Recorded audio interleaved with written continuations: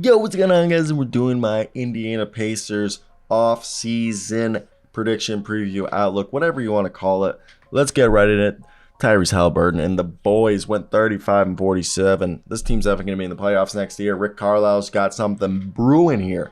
I want to hear your thoughts down below. What do you expect from this team this offseason? They have a 6.8% chance of getting top pick before the lottery. We don't know right now where they'll go, but as of right now, they have the 7th pick and the 26th and the 29th pick in the first round, and then they have the 32nd and the 55th in the second. So, look, this was a team that, yeah, they missed the playoffs for the third consecutive season, but don't let you get fooled. This future is looking bright. The free agents are George Hill, who wants to come back. Same thing with James Johnson. Kendall Brown is a restricted free agent. So is Gabe York. I expect both to be back. And O'Shea Brissett says he wants to come back, and I expect him to come back. And let's start with the draft. You know, they have 4 selections in the top 32 picks. All right. And this is the deepest roster in the NBA. It might be the Pacers. Indiana led the league in bench scoring with 43.8 points per game. It's returning 12 players with, obviously, Tyrese Halliburton, who might be an all-NBA player, but he is an all-star, who became the first player in NBA history to average 20 points, 10 assists, and shoot 40% from 3 in a single season. Halliburton's impact is defined best by the time he missed after he got hurt January 11th. Before his knee injury, Indiana was 5 games over 500, ranked 14th in offensive efficiency. In the 11 games he missed, they went 1-10, ranked 27th in efficiency. And last year's lottery pick, Benedict Mathurin, probably finished 4th or 3rd in Rookie of the Year voting and averaged 16.7 points and was like a 6-man of the year candidate at one point. And he was the first rookie to score 1,000 points off the bench since Ben Gordon did in 04-05. And the Pacers have a clean cap ledger with Miles Turner and Buddy Hield as the only 2 players earning more than $19 million. And they extended Turner, so he might still be a trade option. And Turner finished 5th in blocks, and Hield finished 9th in 3-point percentage. And they both have value on the court and as potential trade assets. And then, of course, the Pacers have hella depth. And even after renegotiating and extending Turner's contract, the Pacers project to have $25 million in cap space. So the priority this offseason is what Indiana does with its 4 picks. Do they take quality over quantity with the approach? And with their 2 late firsts, they move up to have another 3rd lottery pick or a 2nd high lottery pick. The next priority will be, obviously figuring out the roster. They're trying to go with this like transition, 2-way ability players. And 12 of their 15 players have already been acquired through the draft or trade. And the Pacers don't have a history of spending in free agency. So can Benedict Mathurin develop into a reliable 2? Mathurin enters his 2nd season after only starting 10 games as a rookie. And since the beginning of February, Mathurin only averaged 12.7 points on 45% shooting from 29% on 3. That scoring average is down from the 17.9 points he averaged from October to January. And for the entire season, he shot only 32.7% on jump shots, which ranks in the bottom 10 among 135 players to attempt 300 jumpers per second spectrum's tracking. And that percentage has been just 28.6% since February. So that's something to look at. But I think he'll be good. And then you have Chris Duarte. Will he be there? Andrew Nemor's dog. I like what they have. And Halliburton joined Elite Company. Not since 2013 when Indiana signed Paul George has a Pacer signed a designated rookie veteran extension. Halliburton is eligible to a 5-year, $204 million contract, the largest in franchise history. The loan negotiation should be if there is all-NBA language and a player option. If Halliburton earns all-NBA this year or next year, the contract would increase to $245 million.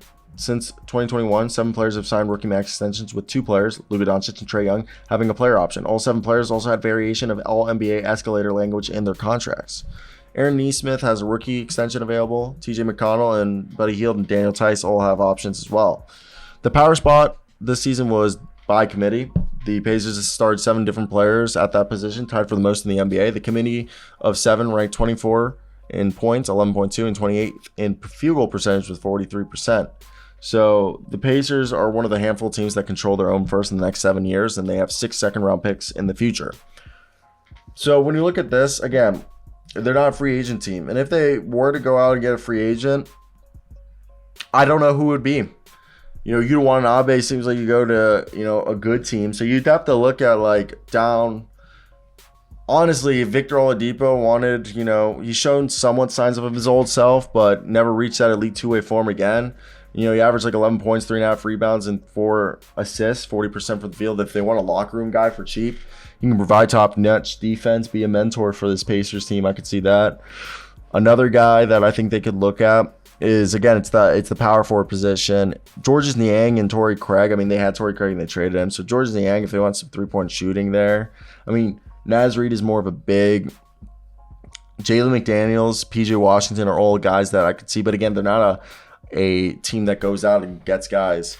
And in the draft, I see them as a team that, depending on where, I think Benedict Mathurin and Cam Whitmore would be cool as hell. So Cam Whitmore was somebody, depending on where they fall. Asar Thompson, same thing. I could also see Jarace Walker, and it's definitely interesting to see how all this will play out, because I think this is definitely a good squad that has talent, and I think if they make the right moves, they could be a playoff squad next year. Also, Miles Turner and Buddy Hield could both be traded. Like, I could see a deal where Tim Hardaway Jr., Davis Bertans, and the 10th overall pick for Miles Turner.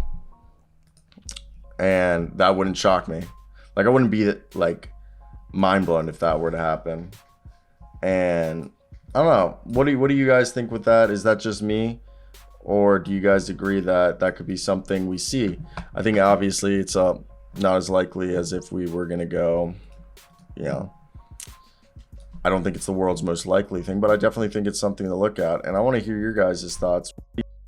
What do you guys think of this whole situation? Who do you think they should target? Do you think they should trade Miles Turner for a deal like the one that I mentioned? Or is that just not a deal you would do?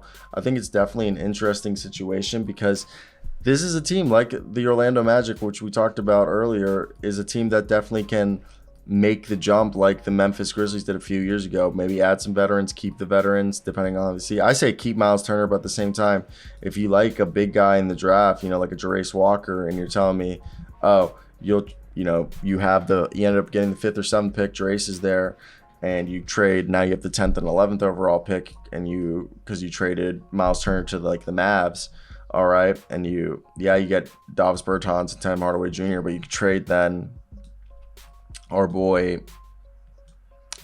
Buddy Hield, and you can have Tim Hardaway Jr. take the Buddy Hield role, and then you could maybe even flip Tim Hardaway if you increase his value because he plays well, and he'd be playing for a coach he's played for before. So that's why I think that whole situation is actually a very feasible, you know, deal that we could actually see happen. But basically with that, I do just want to hear your guys' opinion. What do you guys think of this? You know, what do you think of this? And if you guys are in agreement with me that maybe this is something that could happen. I mean, it is, like, again, a very interesting situation, because this could be, you know, fucked up or not. And this is also a team that doesn't go out in free agency and spend money. So it's hard to say, like, oh, they're going to go out and get this free agent when they're probably going to build through the draft, which there's nothing wrong with that. It's just, you know, it leaves a lot more speculation than there is. So that's basically going to be the video, guys. I hope you guys did enjoy it. Leave a like, comment, subscribe. Have a great day.